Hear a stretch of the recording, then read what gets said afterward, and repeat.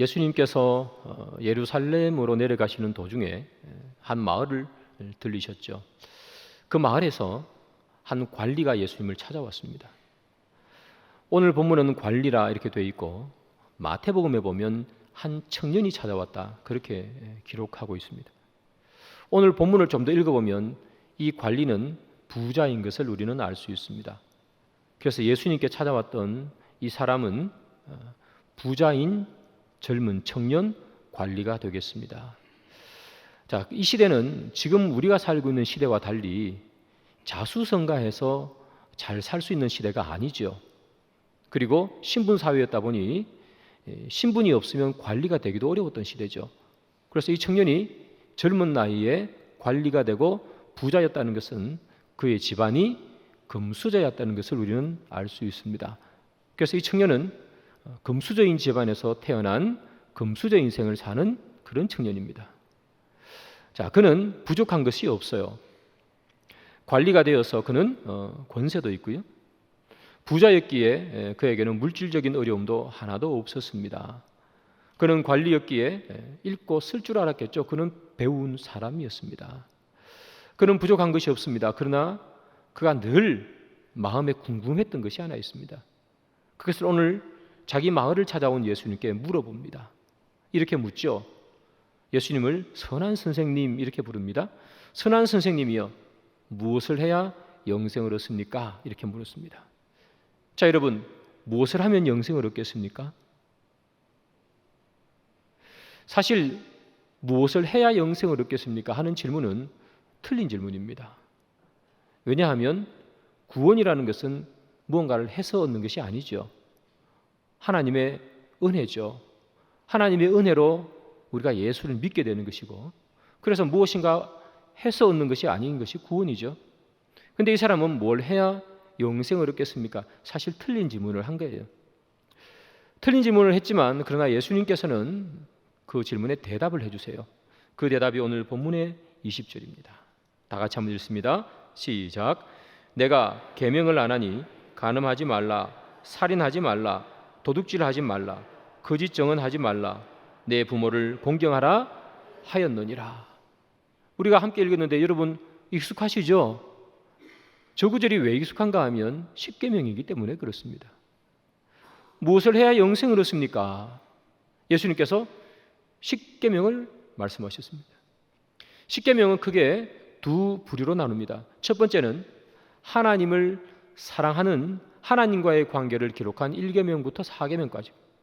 두 번째는 사람을 이웃을 사랑하라 하는 사람과의 관계를 기록한 5계명부터 10계명입니다. 방금 우리가 읽었던 저 본문은 5계명부터 9계명까지의 그런 계명입니다. 순서는 뒤섞여 있습니다. 그러나 5계명부터 9계명까지의 순서를 말해주고 있습니다. 자, 예수님께서 10계명을 말하면서 이걸 지켜라 그렇게 얘기했죠. 특별히 하나님 사랑이 아닌 이웃 사랑과의 관계된 말씀을 주시면서 이걸 지켜 이렇게 얘기한 거예요. 자, 그러자 놀랍게도 이 젊은 관리가 예수님께 이렇게 대답합니다. 예수님, 나는 어렸을 때부터 다 지켰습니다. 그렇게 얘기합니다. 대단한 사람이죠. 어렸을 때부터 다 지켰대요.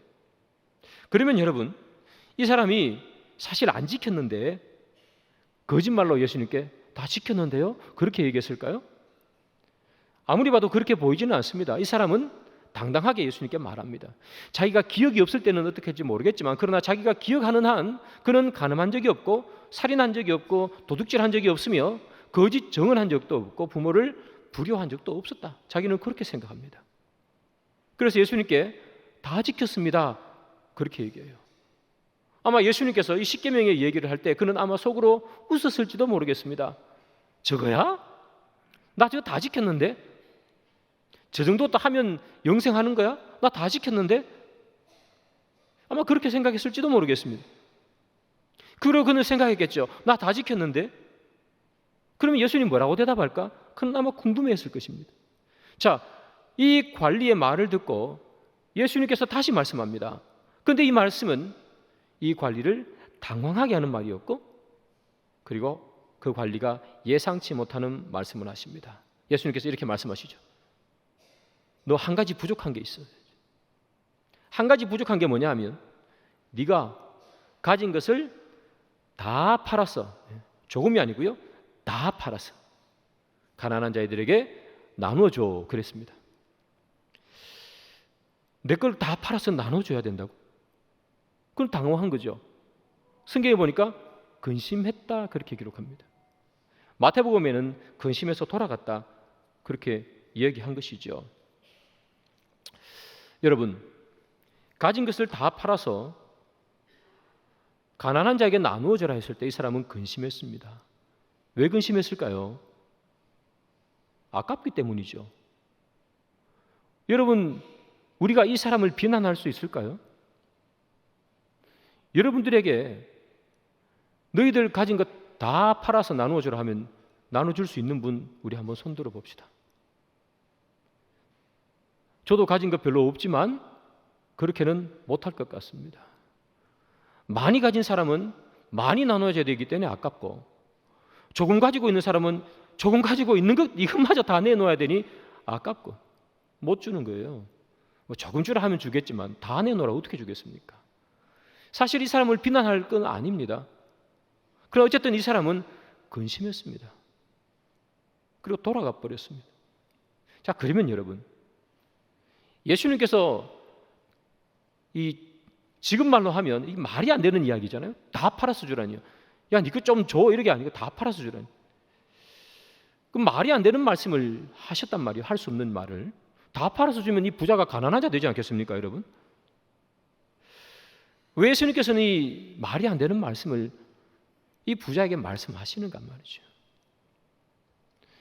여러분, 예수님께서 진짜 이 부자가 가지고 있는 거 싹 다 팔아가지고 가난한 사람에게 나누어 주라고 명령하셨을까요? 저는 그렇게 생각되지 않습니다. 만약에 이 사람이 자기가 가진 것을 싹 다 팔아가지고 가난한 자에게 진짜 줬다고 생각해 봅시다. 그러면 구원 받습니까? 구원 받습니까? 우리가 가지고 있는 거 다 팔아가지고 가난한 자에게 주면 구원 받을 수 있을까요? 구원 받을 수 있는 조건은 딱 하나밖에 없습니다. 하나님의 은혜죠. 믿음입니다. 믿음. 예수님이 우리를 위해 십자가에 달려 돌아가셨다는 그 믿음입니다. 그 믿음도 내 마음대로 생기는 게 아니라 하나님께서 은혜를 주셔야 생기는 것이고, 그래서 믿음이나 구원은 선물이라 그럽니다. 그런데 여러분, 가난한 자들에게 자기 물건을 다 팔아서 주면 천국 가지도 않지 않습니까? 그런데 왜 예수님께서는 그렇게 말씀하시냐 이 말이죠. 영생을 돈으로 살 수 있습니까? 여러분, 이 부자 관리는 율법에 행한 것들을 지켰습니다. 간음하지 않았습니다. 그는 도둑질하지 않았습니다. 거짓 증거하지 않았습니다. 그런데 여러분, 그가 그렇게 하면서 그 안에 하나님께서 그에게 주신 십계명의 정신, 그 말씀을 하신 하나님의 마음을 그는 알고 그 행동을 한 걸까요? 하나님께서 왜 5계명부터 10계명에 이웃 사랑의 계명을 주셨을까요? 그건 너무나 간단하죠. 이웃을 사랑하라는 겁니다. 도둑질하지 마. 여러분, 도둑질 해보십시오. 그 물건을 도둑 맞은 그 가정은 얼마나 마음이 아플까요? 그죠? 이웃을 사랑하는 마음이 있으면 그렇게 하면 안 되잖아요. 여러분, 간음했다고 생각해 봅시다. 그러면 이 간음한 사람 둘이는 좋을지 몰라도 그 사람 양쪽에 있는 배우자는요, 그 가정은요, 그 자녀들은요, 어떻게 합니까? 가정이 다 파탄 나는 거 아닙니까? 내 자녀, 내 가족을 사랑하는 마음이 있으면 어떻게 그렇게 하겠습니까?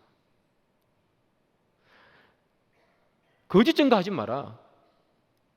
거짓 증거하면 어떻게 됩니까, 여러분?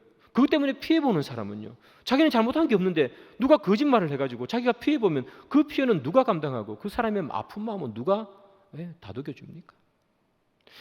하나님께서 그렇게 말씀하신 이유는요, 이웃을 사랑하라는 얘기예요. 이웃을 내 몸처럼 사랑하라 그러지 않습니까? 내 몸처럼 사랑하면 그렇게 못한다는 거예요. 그래서 나 간음 안 했는데요. 나 물건 훔친 적이 없어요. 나 이거 하지 말라는 거 한 적 안 했습니다. 이렇게 말하는 이 사람에게 진짜 율법의 정신을 아는지 그걸 예수님께서 물어보시기 위해서 네 재물 팔아서 가난한 자에게 나누어 주라 그랬습니다. 그는 멈칫거리면서 근심하고 돌아가 버렸습니다. 왜 근심하고 돌아갔습니까? 가난한 자들에게 자기의 것을 팔아서 주면 손해보지 않습니까? 그런데 여러분, 간음 안 한다고 손해봅니까? 간음 안 하면 손해보는 거 없잖아요. 도둑질 안 하면요, 손해봅니까? 손해보는 거 없잖아요. 그런데 자기의 물건을 팔아서 가난한 자에게 나누어 주면 손해 나지 않습니까? 손해, 마이너스 생기지 않습니까? 마이너스 생기면서도 불구하고 저 사람이 헐벗고 굶주리는 마음이 있으면, 이웃을 사랑하는 마음이 있으면 줄 수 있는지를 보는 겁니다. 예수님께서 진짜 그 가지고 있는 거 싹 다 팔아가지고 가난한 자들에게 싹 다 나눠주라고 말씀한 게 아니고요, 정말 이웃을 사랑하는 마음이 있는지 없는지를 보기를 원하시는 거예요. 간음 안 한다고 해서, 거짓 증거 안 한다고 해서 자기에게 손해나는 게 하나도 없지 않습니까? 그런데 이건 다르다고요. 손해가 생긴다고요. 손해봄으로도 불구하고 가난한 자들에게 물건을 줄 수 있는지, 즉 다시 말하면 이웃을 사랑하는 마음이 있는지 없는지를 확인해 보는 것이겠죠. 그는 한 번도 자기 손해볼 짓은 하지 않았습니다. 간음한 적도 없고 살인한 적도 없고 아무것도 한 적은 없지만, 그러나 그는 인생을 살아오면서 자기의 물건을 가난한 자에게 나눠준 적이 없습니다. 다시 말하면 십계명에 있는 행동은 했겠지만 십계명을 통해 우리에게 주신 마음을 담지는 못했습니다. 그게 이 사람입니다. 이웃을 사랑하는 마음으로 도둑질하지 말았어야 합니다. 이웃을 사랑하는 마음으로, 부모를 공경하는 마음으로 부모님을 공경했어야 됩니다. 이웃을 사랑하는 마음으로 간음하지 않았어야 합니다. 그런데 그는 그 십계명에 담겨 있는 하나님의 마음을 가지고 그 일을 한 것이 아니라 그냥 그렇게 했을 따름입니다. 그 안에 하나님의 마음이 없습니다. 마음이 있었다면, 이웃 사랑하는 마음이 있었다면, 십계명의 정신을 알았다면 자기가 가진 것 다 팔지는 않았을지라도 가난한 자들에게 빵 한 쪽이라도 줬겠죠. 그는 아마 하나님 앞에 제사를 잘 드렸던 사람일 것입니다. 빈틈없이 율법에 기록된 대로 깔끔하게 제사를 지냈을 것입니다. 그러나 그 제사 속에 애굽에서 종되었던 이스라엘 백성들을 출애굽시키셔서 온갖 기적을 통해 하나님 백성으로 삼으시고 가나안 땅에 있게 하시고, 그들이 죄짓고 하나님 앞에 반항함에도 불구하고 끝내 참으시고 그의 마음을 돌이키사 그의 백성들을 보듬으시는 하나님에 대한 그 사랑을 담아서 과연 제사를 드렸을까? 이 사람의 삶을 보면 그렇지 않은 것 같습니다. 그냥 제사를 드렸을 뿐이겠죠. 마음 없이 제사 드릴 수 있잖아요. 여러분, 어느 날 삭개오가 예수님을 만납니다. 삭개오 이야기는 사실 누가복음 19장 우리 다음 본문입니다. 삭개오가 예수님을 만났습니다. 예수님 만나고 난 다음에 삭개오 제일 먼저 변한 게 뭔 줄 아세요?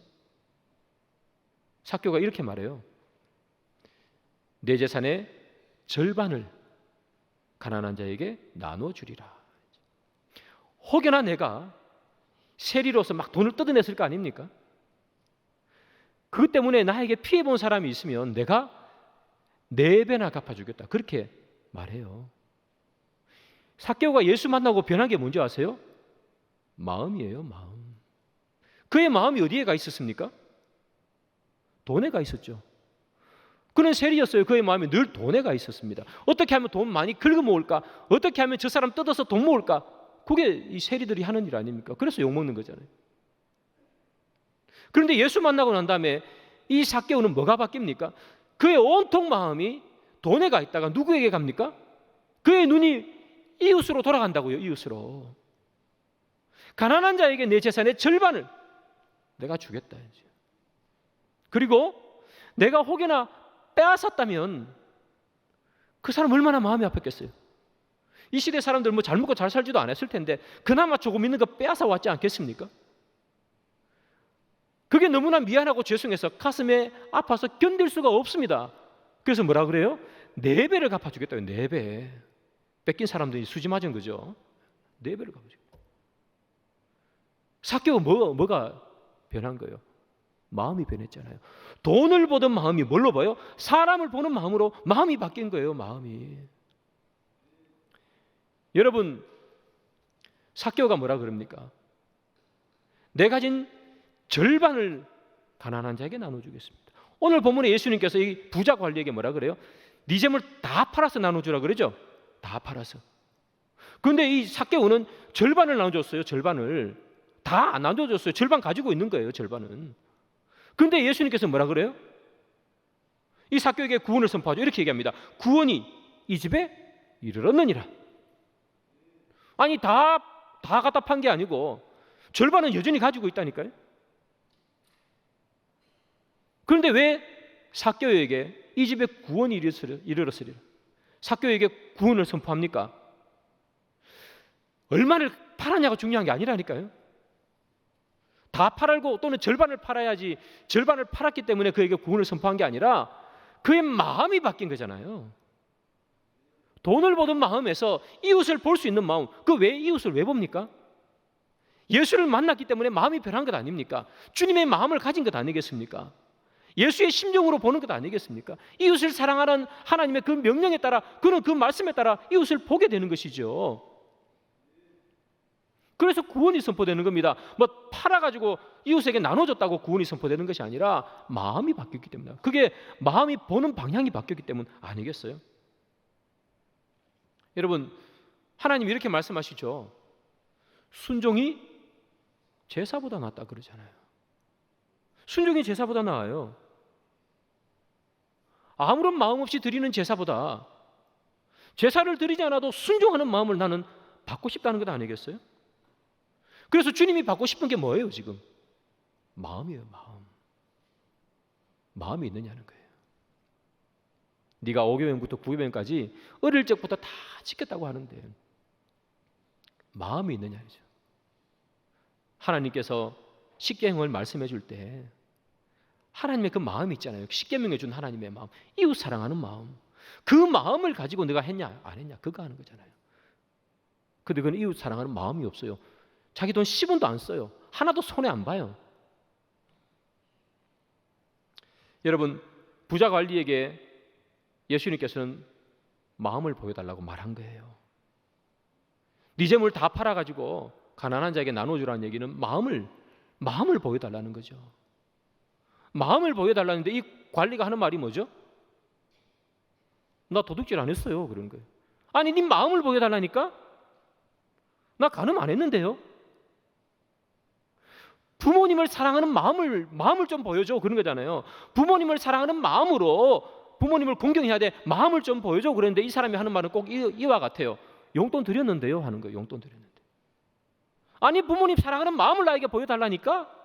매달 용돈 50만 원씩 드리는데요. 다르지 않습니까, 여러분?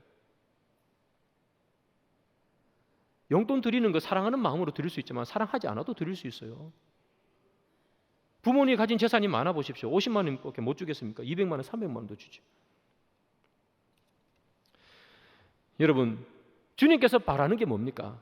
마음입니다. 마음. 우리에게 바라는 것도 똑같은 거죠. 마음이죠.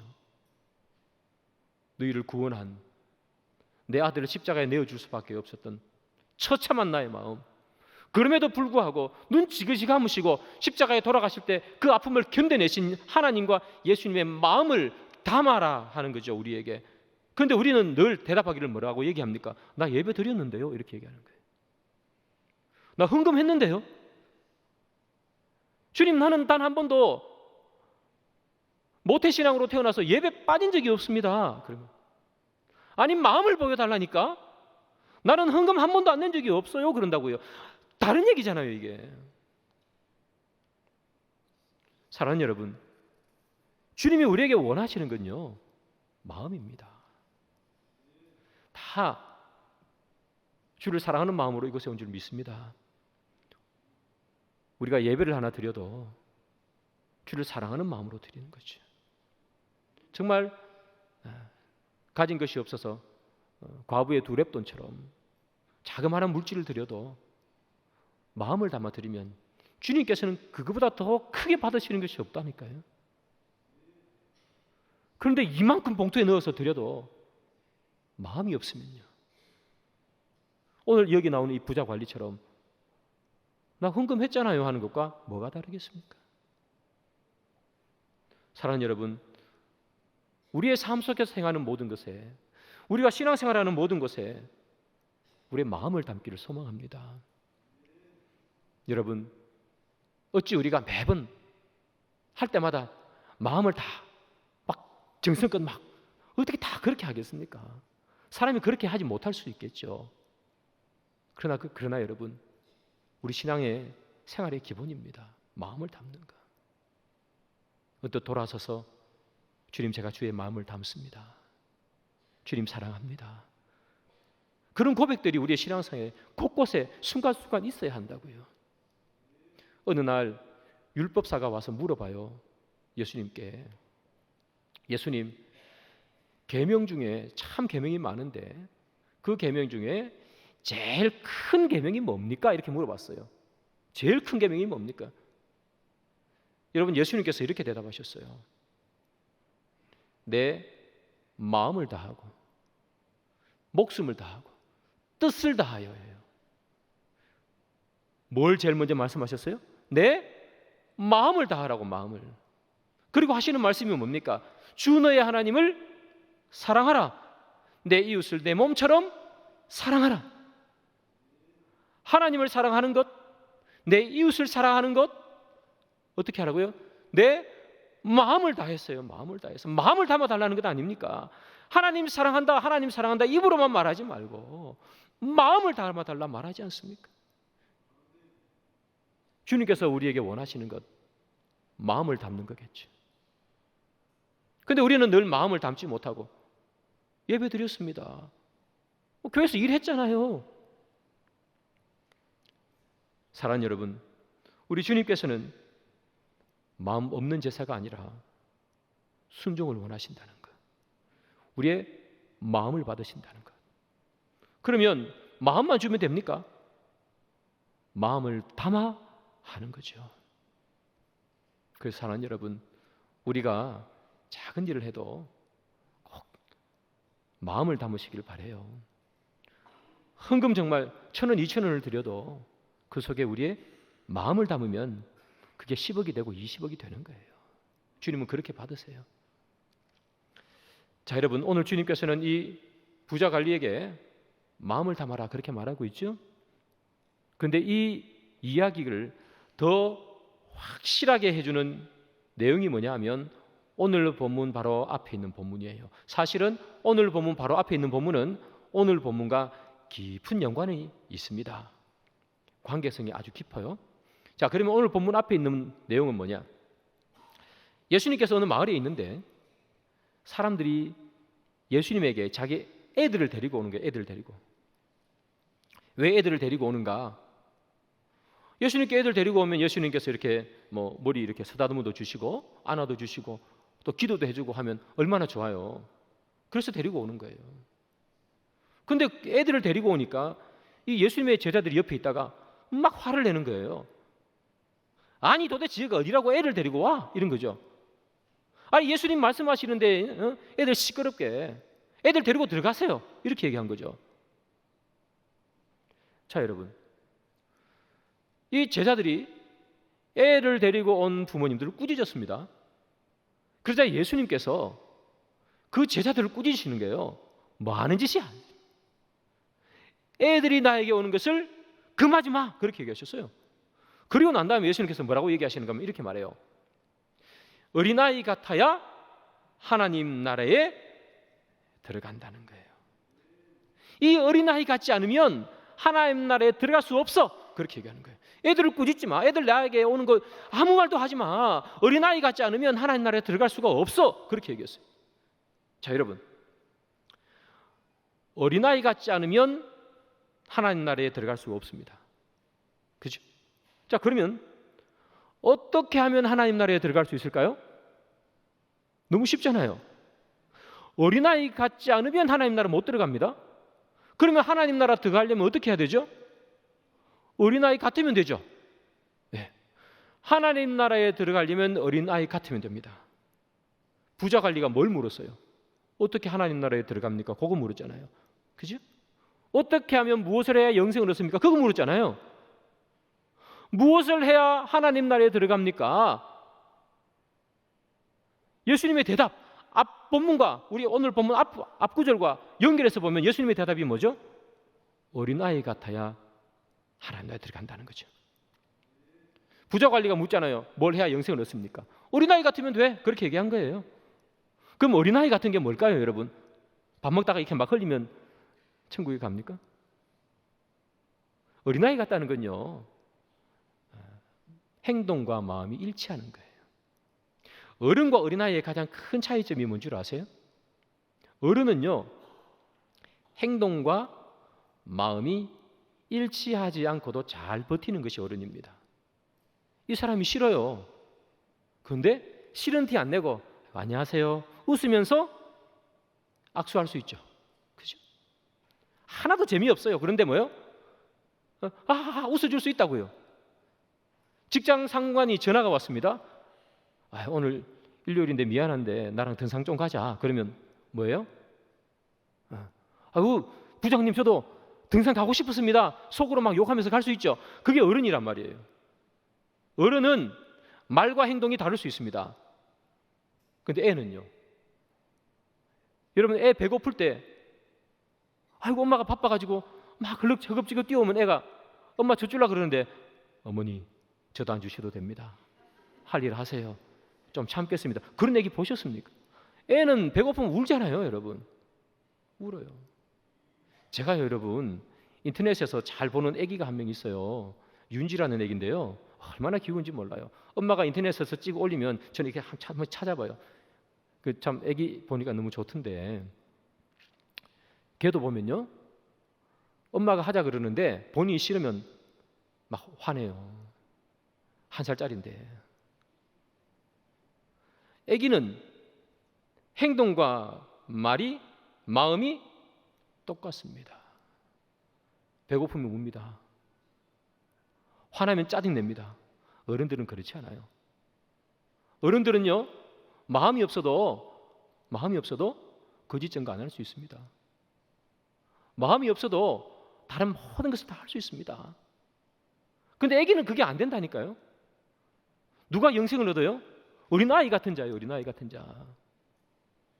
마음과 행동이 똑같아요. 주님이 우리에게 원하시는 게 뭘까요? 바로 이거죠. 어린아이 같아야 된다는 거예요. 예배를 드립니다. 우리는요, 하나님 사랑하는 마음 없이 예배를 드릴 수가 있습니다.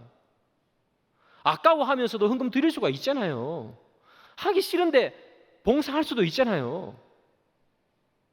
근데 애들은 안 그렇다니까요. 마음을 담지 않고 우리는 많은 것을 할 수 있지만 애들은 마음이 없으면 못해요. 여러분, 무엇을 해야 천국에 갑니까? 주님께서 하시는 말씀이잖아요. 마음을 담으라는 거예요. 마음을. 네가 하는 신앙생활 가운데, 네가 하는 사회생활 가운데 마음을 담아줄 수 없겠니? 하는 거죠. 내 마음, 하나님의 마음.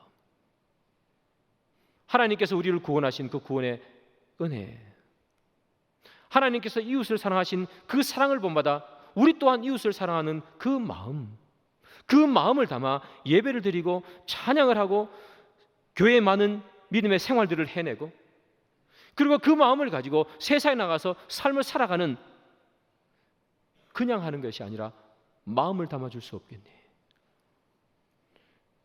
신앙생활 오래 하면 오래 할수록 마음 담는 것이 쉽지 않습니다. 왜냐하면 너무 습관적이 되어버렸기 때문이죠. 저도 목사라서 마음 담는 것이 쉬울 것 같지만 참 쉽지 않습니다. 성경을 읽어도 하나님의 은혜로 읽는 게 아니라 오늘 설교해야 되니까 본문을 찾아보는 그 마음들이 훨씬 클 때가 훨씬 많습니다. 사실 여러분. 마음을 담는 게 진짜 어렵습니다. 그러나 주님께서 우리에게 말씀하는 게 뭐죠? 마음을 담아달래요. 마음을 못 담을 수도 있겠죠. 그러나 문득문득 돌아서 주님, 내 마음을 주님께 드립니다. 내 마음을 담아 주님께 헌금을 드리고 내 마음을 담아 주님께 예배 드립니다. 그 마음을 받기를 원하시는 거죠. 말씀의 결론을 맺습니다. 사랑하는 여러분, 하나님 마음 담지 않고 많은 것을 할 수 있습니다. 많은 사람들은 마음이 담겨 있는지 안 담겨 있는지 모르지요. 그러나 하나님은 아시겠죠. 하나님뿐만 아니라 우리도 알지 않습니까? 나도. 주님께서 원하시는 것, 마음을 담기를 원하신다는 것. 순간순간 돌아서서 담겨져 있지 않는 내 마음속에 하나님의 마음을 담으시며 신앙생활하는 저와 여러분들이 되기를 주님의 이름으로 축복합니다.